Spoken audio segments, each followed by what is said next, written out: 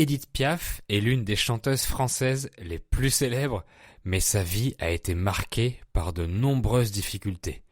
Donc j'aimerais vous raconter son incroyable biographie. Bonjour tout le monde, je m'appelle Fabien et bienvenue dans cet épisode du podcast Fluidité pour débutants où je vous parle souvent de biographie de personnalités francophones. Édith Gassion, de son vrai nom, est née à Paris en 1915 pendant la Première Guerre mondiale. Sa famille était très pauvre. Sa mère, qui était chanteuse de rue, n'avait pas assez d'argent pour s'occuper d'elle. Édith a donc été confiée à sa grand-mère maternelle, qui ne s'occupait pas bien d'elle non plus à cause de son alcoolisme. La petite Édith manquait souvent de nourriture et vivait dans de mauvaises conditions.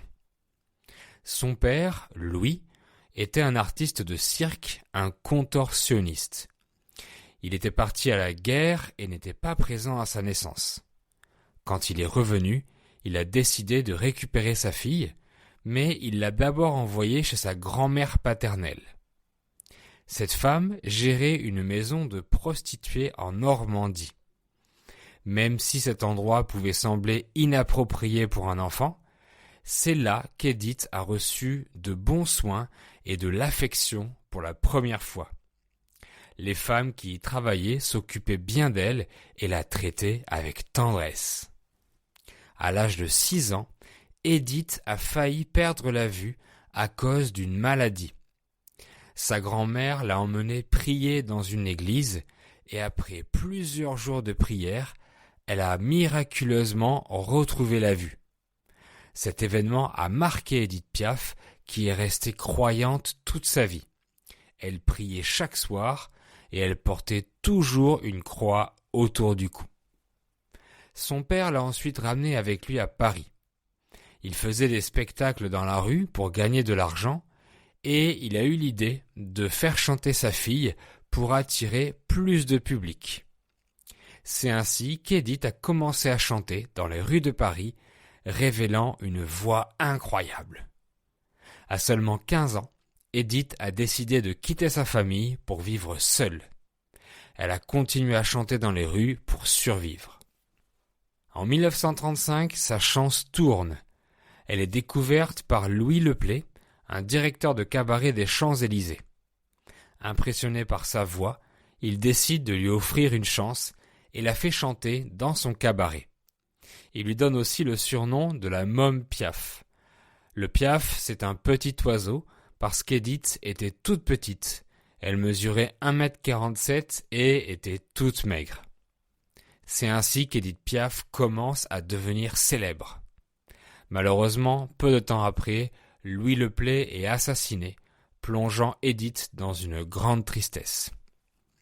Malgré ce drame, elle continue à chanter et collabore avec de grands compositeurs comme Raymond Assaut et Marguerite Monod. Grâce à eux, Édith enregistre plusieurs chansons qui deviennent des succès à la radio. Après la Seconde Guerre mondiale, elle écrit La vie en rose, la chanson qui va la rendre célèbre dans le monde entier. Dans les années 1940, Édith rencontre le boxeur Marcel Cerdan, qui devient le grand amour de sa vie. Leur histoire inspire l'une de ses plus belles chansons, l'hymne à l'amour. Malheureusement, Marcel meurt dans un accident d'avion en 1949. Ce drame bouleverse Édith, qui sombre dans l'alcool et la dépression. Après un accident de voiture, elle devient dépendante à la morphine, un puissant médicament antidouleur. Malgré ses problèmes de santé, Édith Piaf continue à chanter. En 1961, elle donne des concerts mémorables à l'Olympia, une célèbre salle de spectacle à Paris. Parmi tous ces concerts, on retient surtout celui où elle chante « Non, je ne regrette rien », une chanson devenue un classique de la variété française. Même si sa santé se détériorait, elle refusait d'arrêter de chanter, parce que pour elle, chanter était toute sa vie. Édith Piaf meurt en 1963 à l'âge de 47 ans. Même si sa vie a été marquée par de nombreuses épreuves, elle reste une icône de la musique française. Ses chansons continuent d'émouvoir des millions de personnes dans le monde et son héritage musical est intemporel. Merci d'avoir écouté cet épisode. Si vous l'avez aimé et qu'il a été utile pour vous, merci de vous abonner, mettre un like et 5 étoiles sur les plateformes de podcast.